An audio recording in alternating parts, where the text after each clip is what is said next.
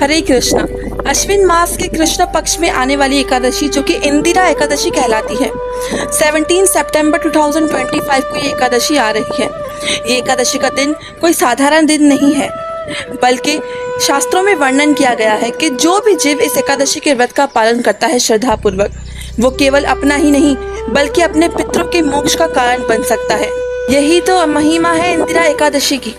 शास्त्रों में वर्णन किया गया है। भगवान श्री कृष्ण युधिष्ठिर महाराज को इस एकादशी की महिमा बताते हुए कहते हैं कि एक महेशमतीपुरी नामक गांव में एक राजा रहता था जिसका नाम इंद्रसेन था।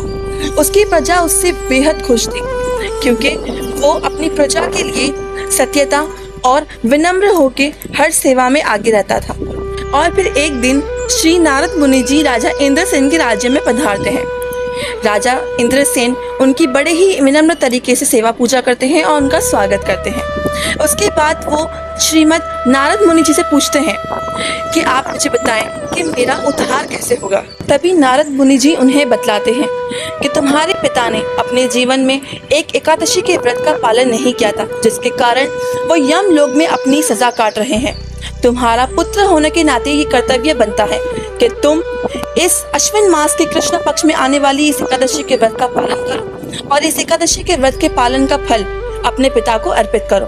तभी राजा इंद्रसेन ने उनके कहने पर इस एकादशी के व्रत का पालन किया और अपने पिता को इस एकादशी के व्रत के पालन का फल अर्पित कर दिया। और फिर राजा इंद्रसेन ने अपने पिता को यम लोक से विष्णु लोक की सद्गति दिलवाई। तो आइए हम सब मिलकर इस एकादशी के व्रत का पालन करें और अपने पितरों के मोक्ष का कारण बने। हरे कृष्णा।